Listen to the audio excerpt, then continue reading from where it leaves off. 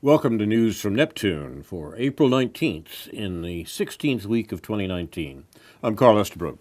The socialist Rosa Luxemburg, murdered by a social democratic government a century ago, said the most revolutionary thing one can do is always to proclaim loudly what is happening. That begins by calling things by their right names, particularly in regard to socialism and capitalism. Noam Chomsky, who inspires our program, says terms like capitalism and socialism have been so evacuated of meaning that I don't like to use them. There's nothing remotely like capitalism in existence. To the extent there ever was, it disappeared in the 1920s.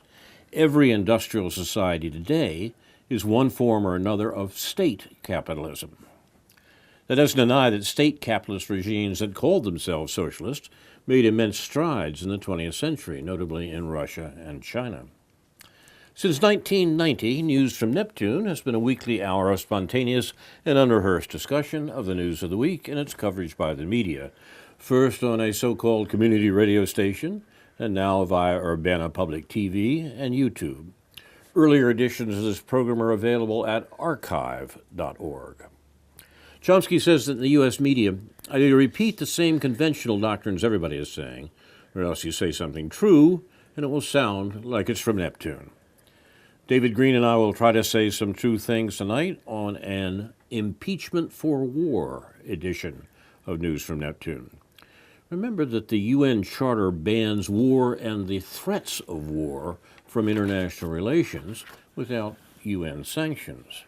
But the U.S. violated that charter again this week, people hardly noticed, by threatening war in Latin America. New U.S. sanctions against Cuba are on the way. John Bolton, the National Security Advisor, mad as a hatter, as we know, announced new anti-Cuban sanctions. Remember that sanctions are war against the populace, particularly the poor. Elites in targeted countries are generally not too affected by sanctions. In a speech full of colorful phrases, from three stooges of socialism to troika of tyranny, U.S. National Security Advisor John Bolton threatened Cuba, Venezuela, and Nicaragua with regime change and announced more sanctions, all in violation, of course, of the UN Charter, the announcements themselves. The United States looks forward to watching each corner of the sordid triangle of terror fall in Havana, in Caracas, and in Managua. The regime change enthusiasts said in Miami, while the fuss about the Mueller report was going on Wednesday, which happened to be the 58th anniversary of JFK's failed invasion of Cuba, the Bay of Pigs. That was not remembered in mainstream media either. Today is Good Friday and the first night of Passover, holidays, in fact, of state violence.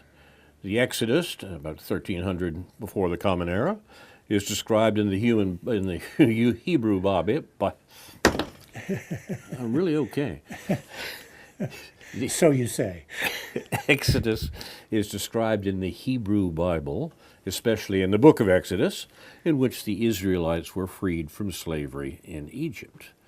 The crucifixion of Jesus, circa 30 of the Common Era, it was a state-sponsored execution by the equivalent of hanging. You die from crucifixion by asphyxiation. You're not able to lift yourself up in order to fill your lungs. Jesus was executed as a troublemaker by the political and religious establishment of the Roman Empire of the first century.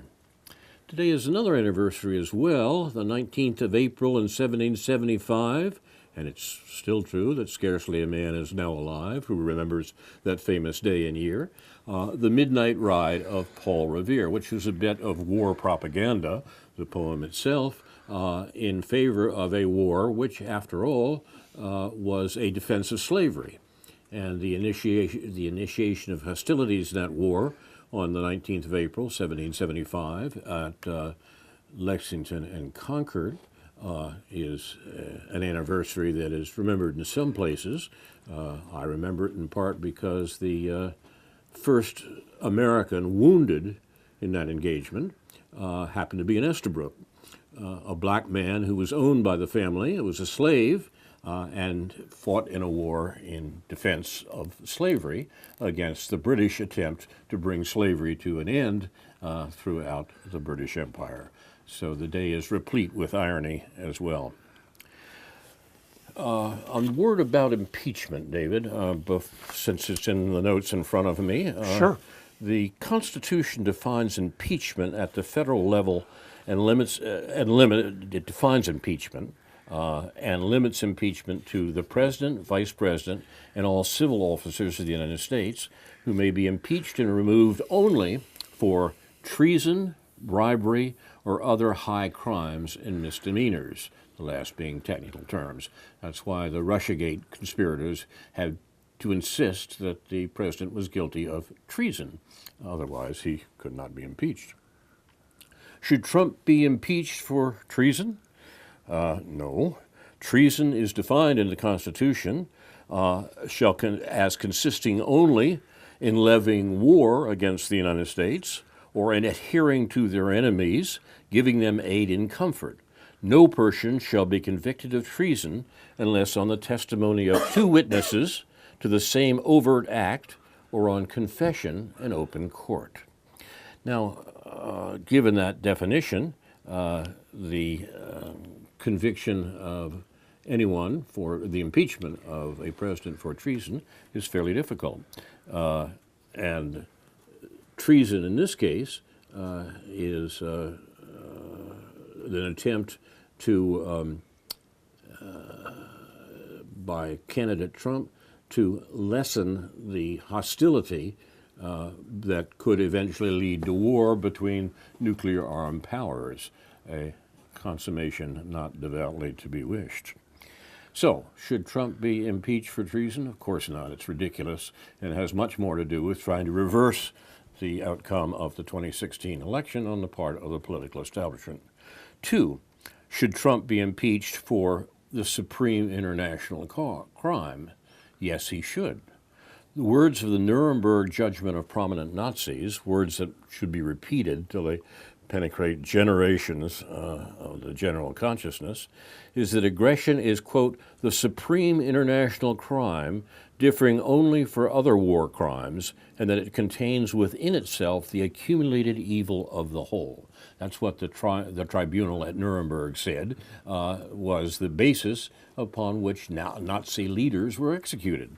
They perpetrated international aggression.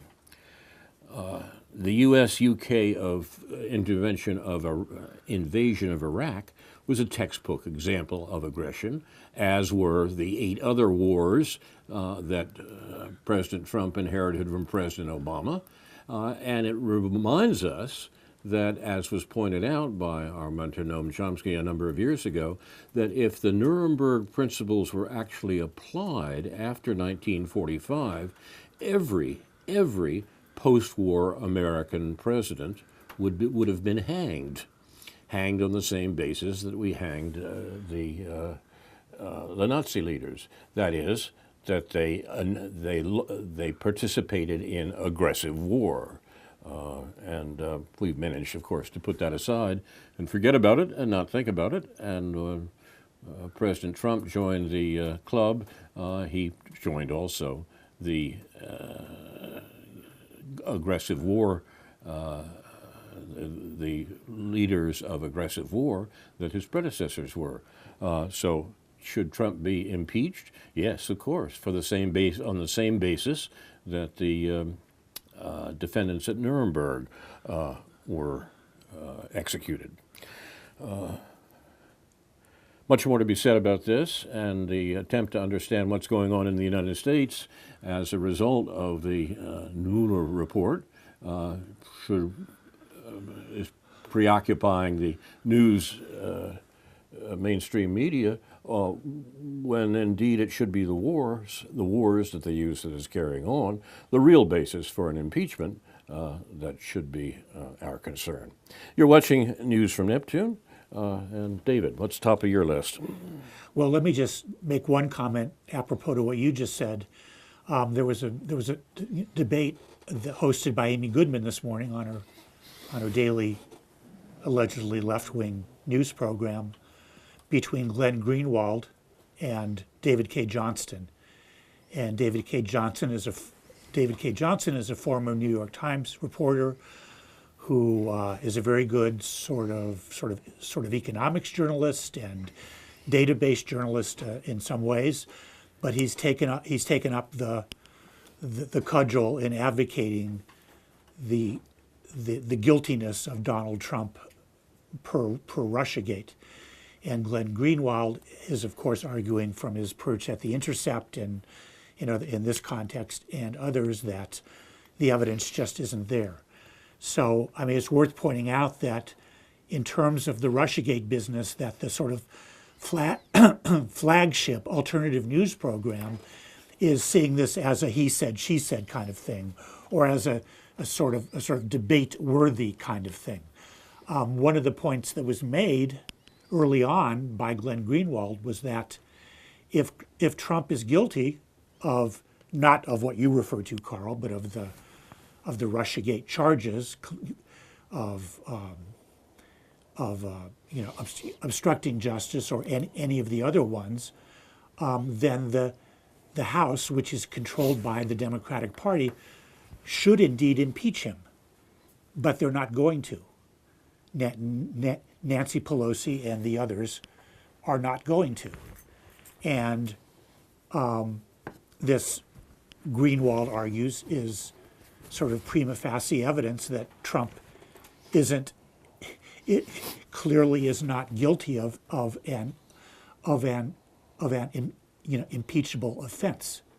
And in fact, it would be the duty of the Democratic House in that case to do that. That's what Greenwald stressed. And David K. Johnston's response to that was that, well, they're not doing it because that they know the Senate doesn't have the votes to convict him. So there's the same argument we ran up again a few weeks ago when we did a We're on the Air program with a friend of ours, Sherry Daly, who complained about Tammy Duckworth not voting a certain way and letting the court decide on, instead of voting to support the Constitution, she decided to kick the ball down the road to let the courts decide whether, in this case, an anti-BDS law is constitutional, if you see what I'm getting at here, Carl. And so that's just, I mean, they went on, Greenwald and David K. Johnston, for the whole hour, and neither budged. And I was left again wondering why so much time is being spent on this, and why it's reputable on a leftist news program which if it's not worried about war, which it is, and which it should be worried about universal health care and economic inequality and other pressing issues, why so much time is being spent on Russiagate. I watched a YouTube video of Rachel Maddow this morning for about 1 minute, and she's back in full throat when it comes to this. Apparently, the release of the full report, of the full Mueller report, has revitalized the whole cable news anti-Russiagate thing. Absolutely right about that. So we have to put up with this. Rob Urey on Counterpunch this morning says Russiagate just isn't going to go away. They're just right. going to allow it to go away. There's always going to be more toothpaste in that tube. I think we should understand, though, why Russiagate is not going away, why, in spite of the reversals the Mueller report puts to Russiagate, that we still have all the media, not just mainstream media, but also, as you say, Democracy Now! And so forth, still worrying this particular issue. Why it's so important to raise the question of trammeling up the presidency of Donald Trump. Because that's what it's really about. That's what Russiagate has to do. No one really believes that Russia is about to subvert the American political process or anything that Russiagate is supposedly about. What it's really about is, of course, Donald Trump. Why is all this effort being expended to understand or to undermine the Trump presidency? We get a faint suggestion from the notion, well, it's just revenge on the part of Clinton and the Democrats and so forth for losing an election they shouldn't have lost. That's true, but it doesn't go far enough. I think we have to understand the threat that Trump represented, and in fact I think doesn't represent anymore, but the threat that he represented that called forth this tremendous response on the part of the political establishment and mainstream media, which of course is bound up with the political establishment, and all of them essentially working for the American 1%, for the American elite. What was the crime that Trump presented that called forth the most remarkable political charade in America since Joe McCarthy? It's really important to see where Trump's sin was and whether he has atoned for his sin or not. Trump's paramount crime, the reason for the political establishment's Russiagate hysteria, was his threat to abandon Obama's wars and war provocations against Russia and China. The Venezuelan attack, by the way, works into this if we understand why it is the United States is illegally attempting to overthrow the government of Venezuela. But the threat that Trump presented was understood clearly by the American ascendancy, by the American elite, by the American political establishment, including both parties. The threat was to abandon or substantially lessen the American wars and provocations of wars, which were meant to cage Russia and China and prevent the economic integration of Eurasia. This has been the bedrock of American foreign policy literally for generations. That's what the U.S. is trying to do to make sure that the American economic hegemony that was established at the end of the Second World War could not be challenged by a revived Asia. Well, there have been reversals in that, and the actual story of how that's happened just in the years of this century is worth repeating because it's not repeated it's not mentioned in American mainstream media. Now, given the threat that Trump exercised, that Trump represented, the American political establishment was willing to move heaven and earth to make sure that that threat wasn't realized, that he would not be a congenial partner to Putin's Russia, which was leading the economic reintegration of Eurasia after the fall of the Soviet Union. Now, given that circumstance, given what the American permanent government was willing to, was after, what they were willing to do really knew no limits. The Russiagate foolishness was in train. Now, the point is that attempt to punish Trump for this dangerous suggestion of an entente with Russia and by implication with China was the basis of Russiagate, but it was understood that way well enough by the Trump presidency that they reversed their stance. That Trump reversed the stance that caused such offense in the campaign and appointed neocons to run the American foreign policy. And so we get John Bolton and the Secretary of State Pompeo making these war threats and indeed carrying out the war threats around the world in order to stop the danger of the economic expansion and integration of Eurasia. the U.S. fights strenuously against the Belt and Road Initiative, the World Economic Integration Plan put forward by China that means the U.S. responds by militarizing Africa to prevent the economic integration of the rest of the world into the Russian and Chinese plans. The success of the American political establishment in thwarting Trump's threatened understanding with Russia and China is obvious. It's clear that they've won, but that's not enough. They want to make an example, so to speak, of Trump to make clear that this sort of talk has got to stop, and we'll hear no more of it.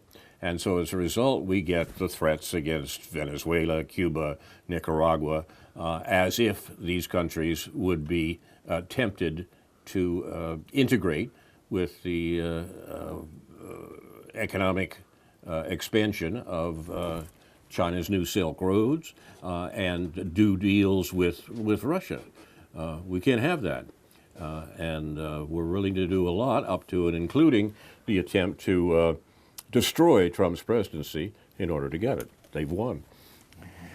And beyond that, it must be said that it probably hasn't been very hard to get Trump. And so I would argue that Trump doesn't seem to want to be a war president as much as Hillary Clinton would have, or that either Barack Obama or George W. Bush or anyone else you can name, practically anyone else you can name was.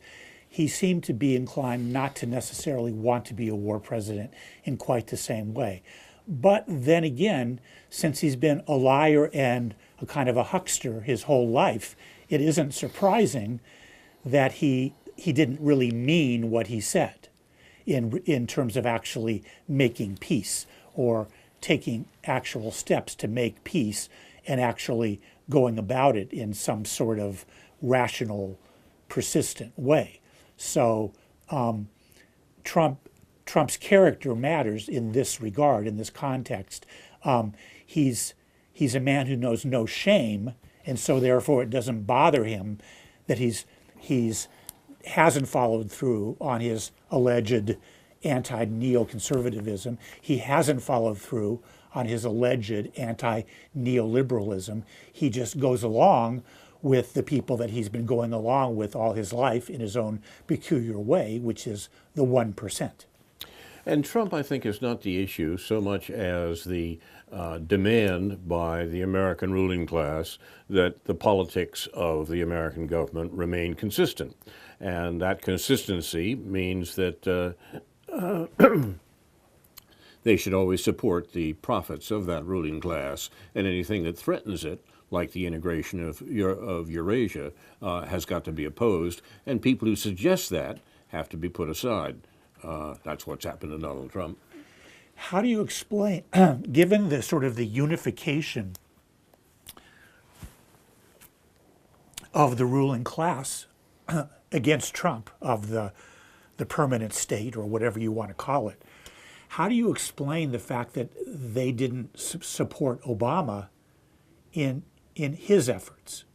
I mean, what is it? Why wouldn't you have had the same phenomenon in reverse, whereas a broad section of the ruling class would have or should have supported Obama in his, in some ways prudent, but certainly in line with American empire efforts to do the things that you claim Trump threatened to do.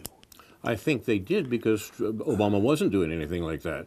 Obama was talking to Wall Street and saying, look, I'm the only thing standing against you, people who object to your policies. I mean, you stick with me because I'm defending you, says Obama to Wall Street. Obama is responsible for 8 wars during his term and for a massive increase in war provocations against Russia in Eastern Europe and against China in the South China Sea. Well, Hillary Clinton happened to be Secretary of State, but it was less important than that was the Obama administration's policy. The Obama administration directly overthrew a government on the border of Russia, within Russia's sphere of influence, and sponsored a war in Ukraine that has killed tens of thousands, at least 10,000 people.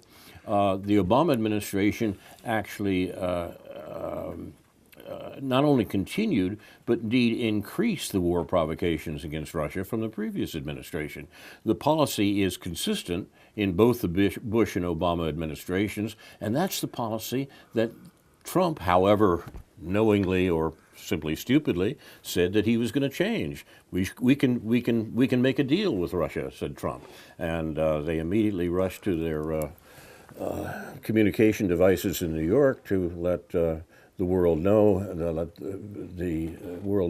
the possibility was not there. That was the role. That was the activity of the American ruling class. But conversely, Obama tried to sort of tamp down the anti-Iran rhetoric, and in reality come to the Iran deal that was staunchly opposed by the Republicans, and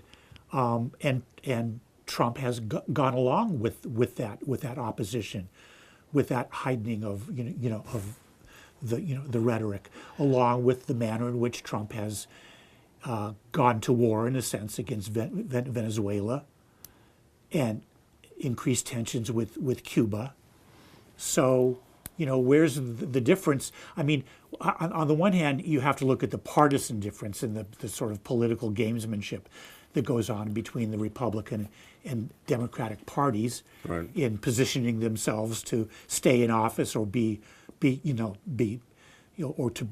put back into office. But the whole thing just starts to blur up when you really try to find any real distinction, even in Trump himself. When it comes to Iran, I think the difference between Obama and Trump is a difference in tactics, not in strategy.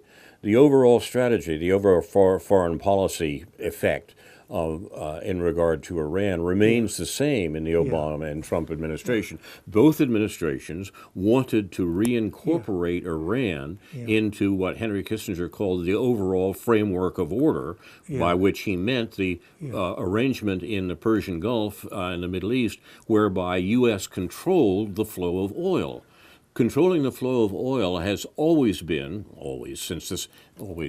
people my age mean since the Second World War, always been the weapon that the U.S. wanted to use in order to keep other countries in line, from Germany to China. And that meant controlling the flow of oil out of the Middle East. That was the original, and continues to be, the reason for the U.S. Support for Israel. Support for Israel from the 1940s through the 1960s was always a matter of making sure that the U.S. would have that control of world oil flows. And the fight over that reinforced the notion of the American government that it had to have control of worldwide oil. The Pentagon referred to it as offshore control of China, for example, offshore meaning controlling the things that went into China. Now, what happened was that the combination of political events in the Middle East and the differences, such as they were within the American government, led to the notion that it was possible to establish an understanding with Iran that would mean the overall American control would remain in place. This was talked about in terms of nuclear weapons, but nuclear weapons were never part of the issue. Nuclear weapons was the occasion or the excuse for the treaty or the agreement with Iran. Now, the goal remained the same in the Trump administration, but they didn't buy the tactic of an understanding with Iran, which would meant that Iran would be part of the overall framework of order. They said, no, we have to oppose Iran directly. We have other people playing that same game of opposing but not really opposing. The complex politics of Benjamin Netanyahu is the Absolutely. primary example. That was my next sentence. I mean, the difference there is the Democrats wanting to continue the sort of phony peace process, which goes on and on and on, in which the occupation, which is illegal and which is recognized as illegal, still becomes the pretense for indefinitely continuing the occupation under the rubric of the so-called peace process. So what Trump is basically doing is taking, revealing what the game really is, which is the annexation, the de facto annexation of the West Bank and the Golan Heights. So the Democrats are given the opportunity to claim that they are still for two states, that they still support a peace process, that Trump is somehow undermining that, which he certainly is, and it's certainly his actions in relation to Israel and Palestine and allowing Israel to declare, moving the embassy to Jerusalem and allowing Israel to declare its annexation of the West Bank and of the Golan Heights is certainly, it can be seen as a kind of honest assessment of what's been going on for the past 50 years. Happy Passover. You're watching News from Neptune. Said, let my people go, as Philip Weiss likes to say. Not that he was the first one to say it. Shifting gears here for a moment, the big news for the mainstream media this week was a fire in Paris, the burning of the Cathedral at Notre Dame, and certain parallels or contrasts have been pointed out in all the strange things that have been said about this tragedy, this artistic tragedy at least. Grenfell Towers, the British residence for poor people, was burned down on June 14th, 2017, killing 72 people and injuring over 70, got none of the billionaire support that's been poured forth for Notre Dame. There are still former Grenfell residents not in proper housing today, and the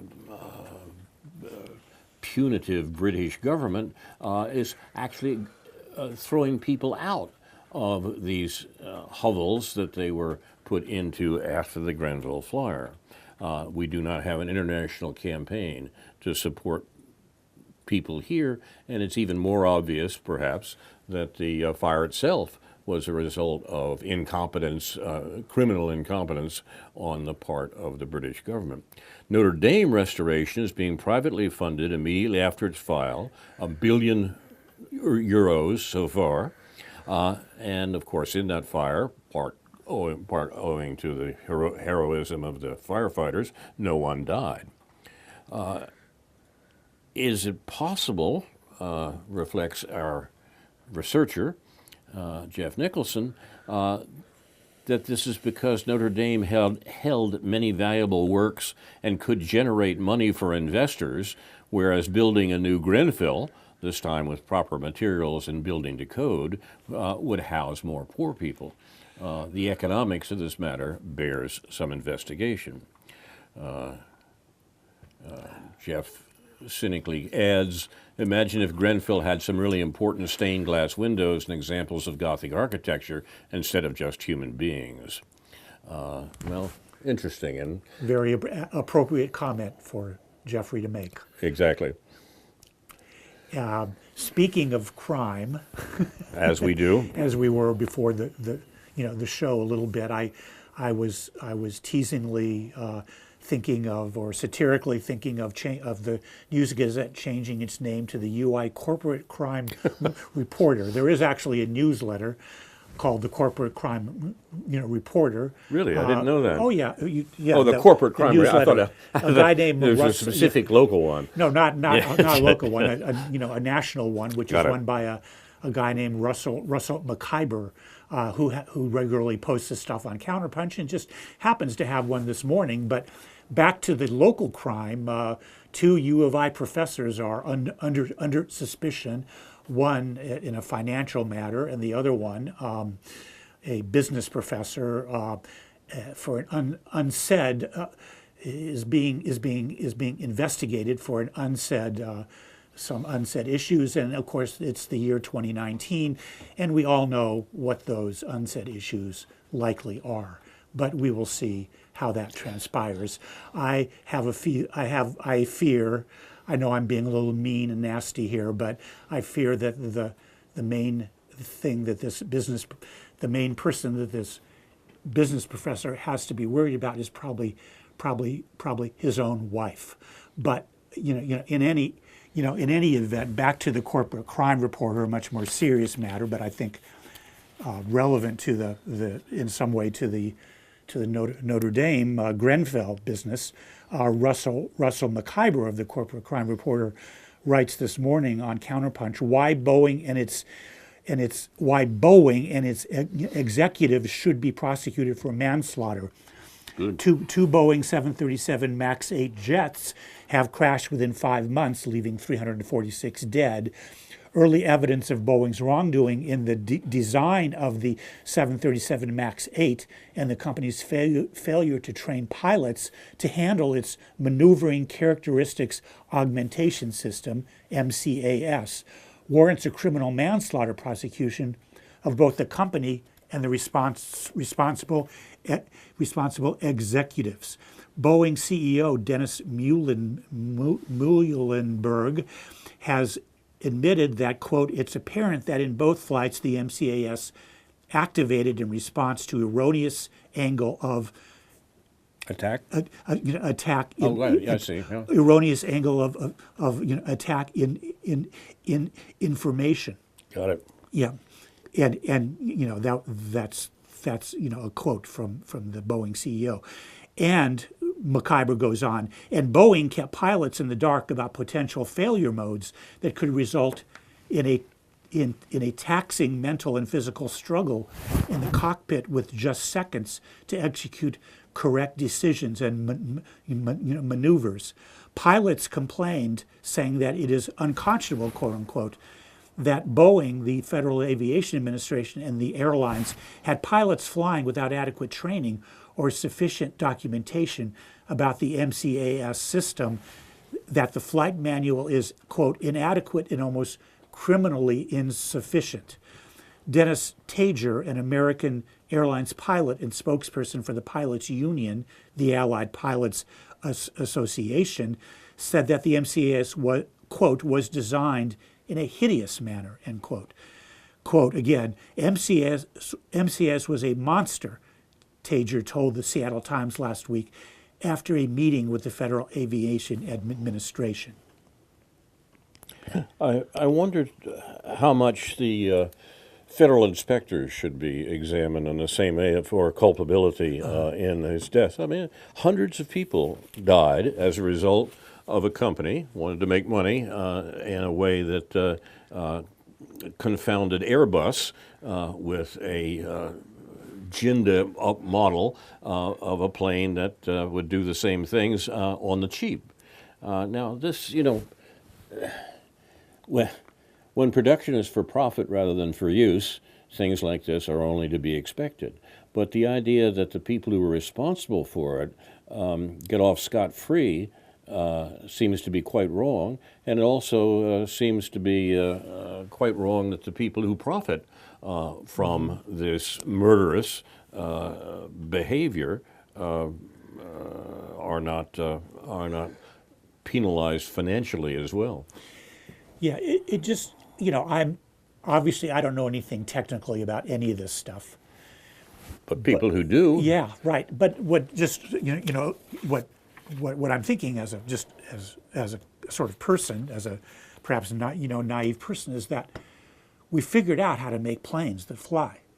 I mean, we've been doing it for a really long time, and there haven't been any crashes in this country for that I can recall for a really long time.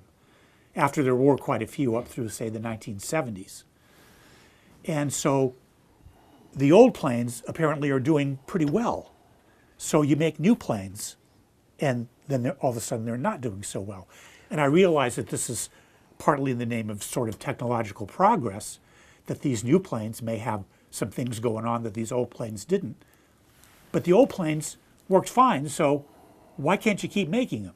it's also in the name of the competition that capitalism is supposed to use to bring out the best in everybody. In this case, what capitalism does is bring out shoddy workmanship and a technological failure that kills a lot of people.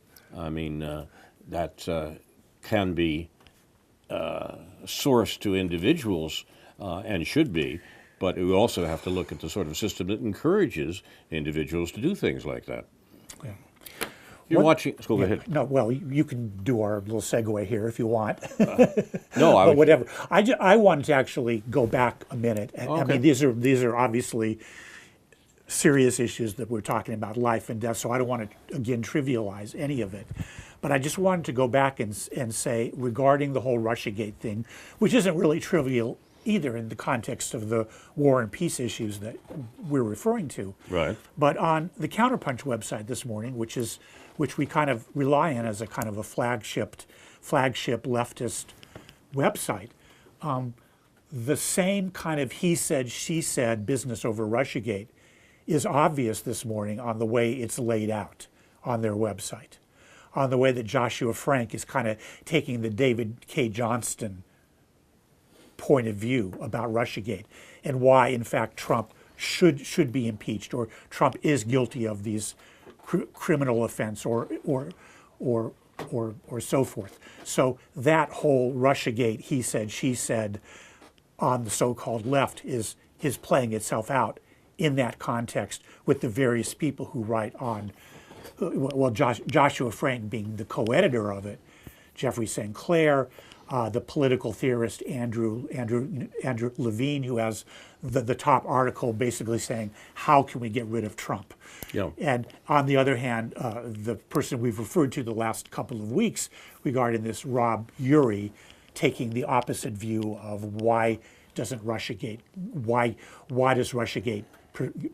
persist over this 2-year period of time, and why it isn't going anywhere.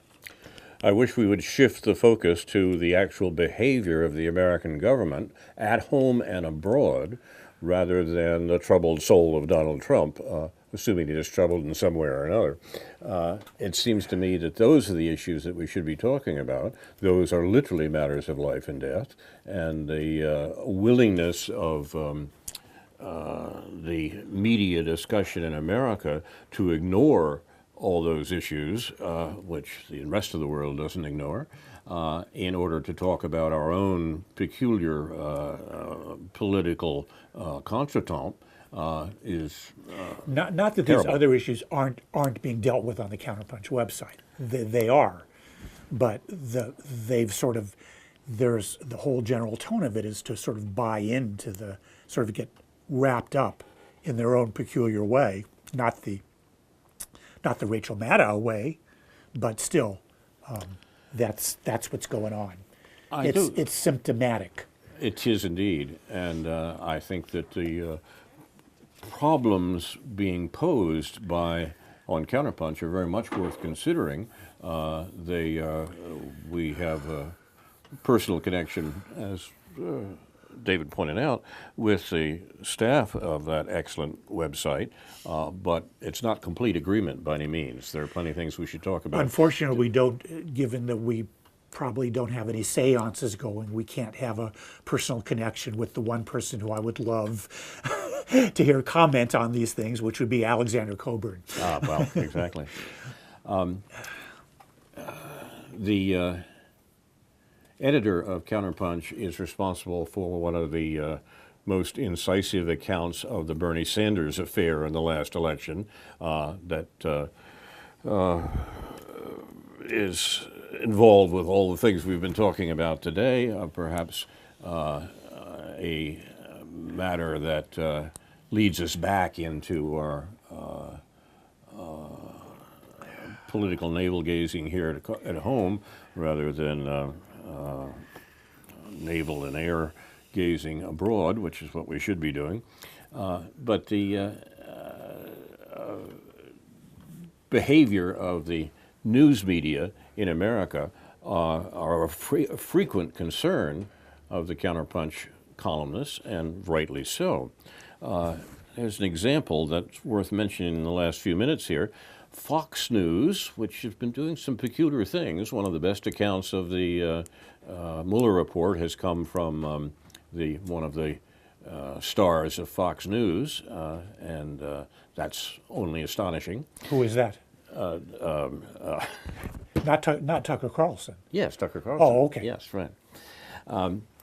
Fox News may have miscalculated when it decided to host a town hall forum with Bernie Sanders.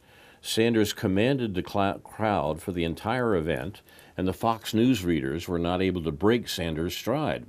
Here's an example from the event. Fox News' Brett Baier said the audience had, quote, a lot of Democrats in it. It has Republicans, independents, Democratic socialists, conservatives, and Baier asked if the crowd got their health care from their job via private health care.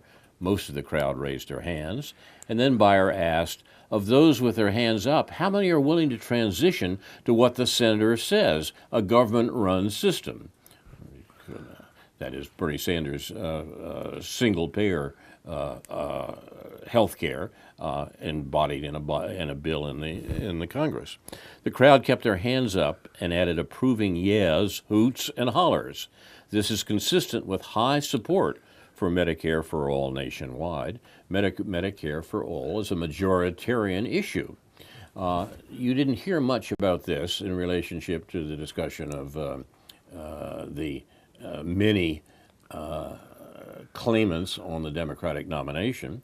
The Jimmy Dore program, which I have a lot of people recommending to me right now, it's a YouTube program on politics, ran 4 segments on the Sanders appearance for Fox News. The first one was called Bernie's Glorious Victory Moment on Fox News. Now, this is interesting that we have to go to these peripheral sources in order to get accounts of the strange things that are going on in the Democratic Party as it desperately tries to recoup its loss in the last presidential election. And to their amazement and dismay, the Sanders campaign seems to be once again presenting a serious challenge to the mainline Democratic Party, and in spite of all the criticisms that Sanders has quite rightly garnered, particularly on foreign policy, such as by the editor of Counterpunch, the jury is out in this case about whether the Democrats will be able to put together any sort of coherent presidential campaign for the next round. It's not at all clear they will be. Did you see any of that? No, I have not seen any of that. Well, I hear that about itself this, is interesting, yeah. I've been watching the NBA playoffs, but in any event, no, I mean I'm reading while I'm watching the NBA playoffs with one eye. Anyway, I wrote a letter to the News Gazette editor, which has not been published yet, but I want to mention. I haven't published my recent one either. Yeah, so. well, Should we take this personally? We're in line. I don't think so. I think they'll get around to it. It's usually they give you 30 days, and then mine usually appears about 35 days after the last one that I've had. And what's the new letter? Do you have text? This is kind of a wonky thing, but since Jim Dye is obsessed with getting the potential with the threat of a progressive income tax being implemented in the state, and writes about 5 articles every week trying to figure out ways that it can't work and going back and forth and hemming and hawing about it. even though he's obviously opposed to it. He's trying to figure out why there is good reason to be opposed to it. And of course, this all frustrates me because we have an extremely rich state, and when the state government needs another 3, 5, 10, 15 billion dollars to do what needs to be done in regard to both the operating budget and the pension business and so forth, well, that's a little frustrating. So what I wrote my letter about was just getting back to the basic data that have been given to us by the people that we often mention on this program, Thomas Piketty and his colleagues in Berkeley, Sayes and Zuckman, who a few years ago published very revealing and very good reports, albeit with difficult sort of methodological language, but you can skip the language and go straight to the charts. Any adult, or let's say anyone over 10 years old, could understand what's going on these charts. And what's going on in these charts is that in around 1980, the top 1% had 20% of the nation's wealth, and in 2012, which is the last year that they're able to document, given that this report came out in 2014, this wealth report came out in 2014, the 1% now has 40% of the private household wealth. Thank you very much. So, and what that means in real terms, and what they did, it's kind of hard sometimes to find out what our national wealth actually is. National income is a little easier, but still at this point, and this is years dated, so it's still conservative. I mean, it's gotten worse since then. But you can safely say that in this state, the top 1% of wealth owners, of private wealth owners, have at least $500 billion more than they had when they only had 20%. Okay, that's $400 or $500 billion put away in stocks and other assets and so forth, which obviously homes and that sort of property is being taxed, but most of it is not being taxed unless it's withdrawn in capital gains. Okay, I don't want to get too technical about this. They've got all this money. Why does the state have to beg for $3 or $5 or $10 billion? And you can do the same thing that was on the wealth side. On the income side, you can do exactly the same thing with different numbers. And what you find out between 1980 and 2014, when the last data is there for the report that came out in 2016, you've got at least another $50 billion that the 1% has in overall income every year. That is well over the amount that this state needs, to deal with its tax issues. There's a lot other things that should be done, but for Jim Dye to come on every other day and say, well, you might put this, Governor Pritzker says that it's only going to affect the top 2 or 3%, but that's just not going to be enough money. So then they're going to have to start taxing the middle class, and the middle class are going to start leaving the state to go to other states. It's just complete, utter nonsense, and it's hundreds of words every week of this utter nonsense. And Jim Day may or may not be smart enough to know what he's doing, but he does have to toe the party line. And the News Gazette is absolutely opposed to the government taxing the people for things that people actually need. Let me say in Jim Dye's defense, I've had an epistolary exchange, as they say, on this matter with Jim within the last month or two. Yeah. And in his defense, and I should say, first of all, I don't agree with the line he is taking on the tax issue, but in his defense, he's one of the few people who is talking about it. There are not too many other places in the local media scene or in the state media scene where these matters are being discussed. And the unfortunate fact of the matter is that as clever as Jim is to see what the issues are, and I don't agree that he doesn't see the issues. I think he does. I don't like his position on the issues, neither do you. But interesting point here is that even someone as perspicacious as Jim does not talk about the issue that has been raised in various ways in the state discussions for a long time as the obvious way out of a tax increase, progressive or not. That is, a financial transaction tax doesn't make it to the level of discussion in the press. There was one candidate for the Democratic nomination for governor in the state who raised it, but it disappeared quickly from the debate, and the situation that suggests the way out of the tax problems that the state of Illinois has is a tax on financial transactions is simply not mentioned. And it should be. We should talk about something other than the present tax structure versus a constitutional amendment which would allow us to have a progressive state tax.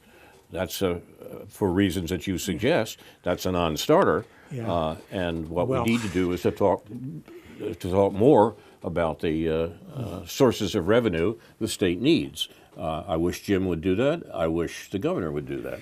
Yes, but you have a better view of Jim Dye than I. Don't consider him perspicacious in these issues. He's throwing He's this. perspicacious in a particular cause. Yeah. It's clear what his position is. Yeah, but this business of people leaving the state always is mentioned. Who cares whether people leave? They're not. We don't know why there's not that. I have a list. There's not that many leaving. We don't know why they're leaving. He throws that in. It's a kind of red herring. And then, but there's something, I guess the only thing I would give him credit for is that there's something, the fact that Governor Pritzker, who represents this 1% and doesn't really want to be honest about the fact that that's where the money is. In fact, it's not just the 1%, it's the 1/10 of 1% that has plenty of money to deal with this state's funding issues. And Pritzker's not going to go there. He's not going to make this a real class issue. These marginal tax rates he's proposed, marginally higher tax rates on income that he's proposing for the top 2 or 3% are cutting it way too close and not making it clear where that money is and how much of it there is and how easy it would be for the state to solve its budget problem, because Pritzker doesn't really want to let that cat out of the bag either. He represents the 1%. So there's plenty of obfuscation to go around here. Yes, exactly. And my letter tries to deal with that in 250 words. You started with a reference to Thomas Piketty's vital capital in the 21st century. Mm-hmm. And remember, the major recommendation of Piketty is that we should not be taxing income, we should be taxing wealth. And that's the only way to reverse the fell effects that Piketty describes. Yeah. That's what we should get into our discussion. You've been watching news from Neptune for the 16th week of 2019, a week for toppling leaders. Pharaoh, Jesus, Trump, Jesus crucified between two thieves, we might say. News from Neptune is presented by Carl Estabrook, David Green, and J.B. Nicholson. It's produced and directed by Jason Liggett, Ethan Young, and Andrew Scollery. Inshallah, we'll be back next week with a new edition of News from Neptune to remind you, in the words of Edward de Vere in The Tempest, what's past is prologue, what to come in yours and my discharge. In the meantime, confusion to our enemies, and a good night to you.